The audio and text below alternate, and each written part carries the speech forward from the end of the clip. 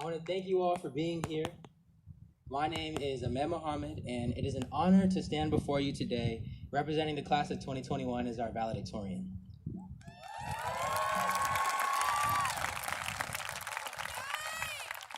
I stand before you proud and amazed, but the glory is not mine.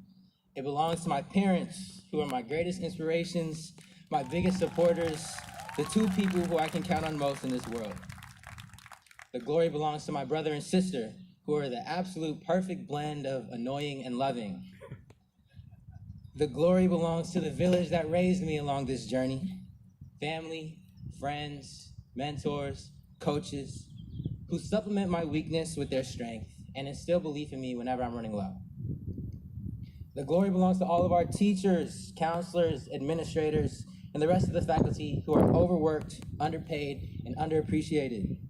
Our thanks can never be enough, but we give it to you enthusiastically, especially for the work required to make sure that we can have this graduation.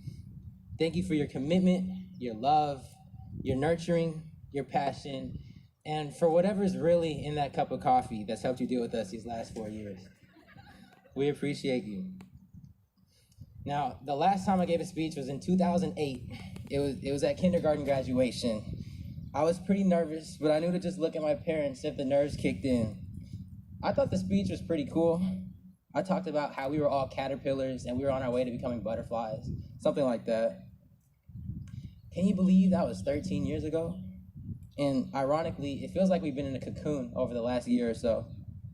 I just can't help but think about that kindergarten kid and my classmates and the odds that we'd one day become butterflies. I had no idea so much was out there ready to weigh down our wings. How was I to know that the very colors that made me beautiful also exposed me to danger? Who knew some would presume that the best use for us is trapped beneath the glass, our wonder confined to spectacle, our value limited? There's a lot that tried to stop us from soaring, but our purpose is greater than any force that's tried to hold us back. You should have seen me stressed out, pouring through Google and YouTube for hours, trying to figure out what to say. Eventually, after watching other people's graduations, I realized what was wrong. I was trying to find a template, a blueprint for us to follow. I was searching the experiences of others to convey our experience. And how could I do that? No one has been through what we've been through. Our high school experience was everything except for normal. So let's take a trip down memory lane and reflect on these last 4 years we spent as Oakland Tech Bulldogs. All right, freshman year, all of us got lost in the halls at least once. Our honors became accustomed to opening those insanely heavy front doors. And we had to listen to Mr. Price screaming in our ears at 8 in the morning, every single morning. We got to go on a biology trip to the Redwoods. The rapper Kamaya gave us all ice cream on the last day of school. Then summer came, the Warriors won their second title with KD, and soon enough, it was time for 10th grade. Now, as sophomores, we were starting to find our groove. We weren't getting lost in the halls anymore. We got to join our academies, and thankfully, we didn't have an 8 a.m. zero period. Classes at upper campus were a bit of a struggle, but for the most part, 10th grade was pretty chill. And in a blink, it seemed we were juniors. It's easy to associate junior year with COVID, but sometimes we forget that most of our junior year took place in a pre-pandemic world. Junior year was when we started to feel comfortable. Like, we wore pajamas to school and went to Lee's during passing period. Then 2020 came, and that's when the weird stuff started happening. Australia was on fire, Meghan Markle renounced her throne, World War III almost happened, the Niners actually made it to the Super Bowl, and this is all before March. And then, in the midst of a very stressful junior year, we received a well-deserved pause. We were all so happy when this strange little virus called Corona gave us an extended spring break. After all, it was only going to be here for like 2 weeks, then we would go back to school. That's what we thought, at least, but we know how the rest goes. TikTok blew up, toilet paper disappeared, and unfortunately, we were introduced to Zoom. And that's if you were lucky. And if you were lucky enough to not catch the virus or have a loved one get sick.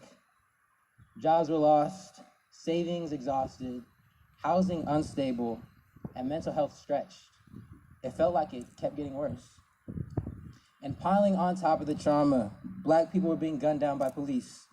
We marched in the streets in the middle of a pandemic because we had had enough. A pandemic, a national reckoning with race, a completely altered way of life, and no template, no blueprint. We were being trapped in a glass jar, our wings banging against the glass ceilings as we were unable to fly. But it's not like we hadn't been tested before. Did we forget?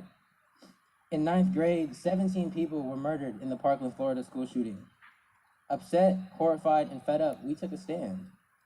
Thousands of us led, organized, and participated in walkouts to protest gun violence. Remember being out there in front of the school? A sea of us on the lawn, camera crews documenting our passion and commitment, absorbing our energy. In 10th grade, right before spring break of 2019, we went on strike alongside our teachers in protest of fair wages and equitable resources. We skipped school not to go to Lee's, but to man the picket lines. We rallied, we organized, we marched as sophomores. In 11th grade, we trekked to San Francisco as part of the Global Youth Climate Strike. More rallying, more organizing, more marching, this time for the sustainability and longevity of our planet. In 12th grade, after COVID took hundreds of thousands of lives and trapped us at home, we remained vigilant. We remember the names of Ahmaud Arbery, Breonna Taylor, George Floyd, Tonyan Salau, Rayshard Brooks, Ma'Khia Bryant, and we made sure the world remembered them too, as we took to the streets to shout their names from the remnant of hope that we had left. That summer of 2020, even until now, we made our ancestors from the civil rights movement proud. We honored the legacy of the Black Panthers who hailed from our great city, some even from this great school. A pandemic didn't stop us. Nothing did. Throughout each of our 4 years in high school, we have been tested. We've been tested physically, mentally, emotionally, spiritually, and we've also had our fair share of COVID tests as well. Our limits have been pressed and readjusted and pressed some more. And every single time we've risen to the occasion. So let's stop and take a look at each other. Look at us, all of these graduation caps, all of these gowns, all of us about to graduate in spite of everything that's happened. We've made it so far, and we deserve this moment right now. Some people tell us, oh, it's just high school. Many expect us to be here, but I'm sure we can all think of someone who wasn't able to make it with us today. After what we've been through, we can't take anything for granted, especially our one and only high school graduation. So no, I couldn't find a speech to inspire our own. I couldn't rely on a template to convey us.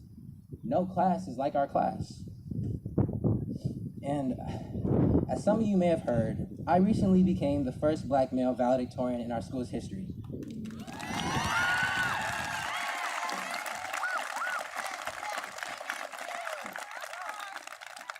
And I want to say something about that. Oakland Technical High School has been around for 106 years. And there's absolutely no way you can tell me I'm the first Black person capable of being valedictorian.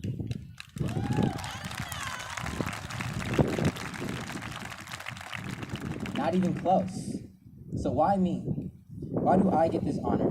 And why did I get the love, support, and opportunity to do this? I don't know. But for all of those who didn't get to maximize their potential, for all of those who had the ability but lacked the opportunity, I owe it to them to appreciate this history made by the people who put me in this position. We owe it to them to make sure that while I may be the first young Black man to be our school's valedictorian, I won't be the last.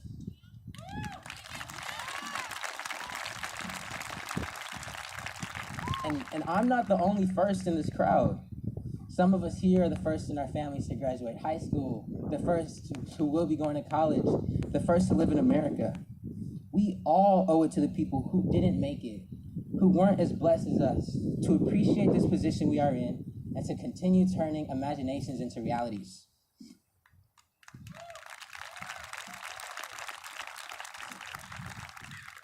Now, the looming question, something that's crossed all of our minds, is what's next? And if our high school experience has taught us anything, is that we have absolutely no idea. Life can be flipped on its head in an instant. We know this more than anyone. The future is uncertain and we don't know what's next. But we do know that we're prepared for it, whatever it may be. We've been in our proverbial cocoon over the last year or so. But today, class of 2021, we emerge new. We've matured into something special. If we know nothing else, we know we are capable. Within every single one of us exists potential, untapped and immeasurable, greater than what we even comprehend. Yes, we're the class of social distancing and N95 masks. And we are the class of Black Lives Matter and Stop Asian American and Pacific Islander hate. Yes, we're the class that has the obnoxious TikTok dances. But we're also the class that inaugurated the first woman vice president.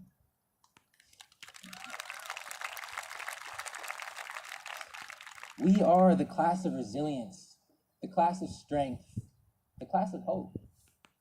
We are Oakland Tech Bulldogs, the class of 2021. So, as we embark on our journey, I hope we remember all of this. I hope we remember that everything we've been through has prepared us for everything that's coming next. I hope we remember that whether it feels like it or not, we're ready to take on the world. And lastly, I hope we remember that we are beautiful and we were made to fly. Thank you.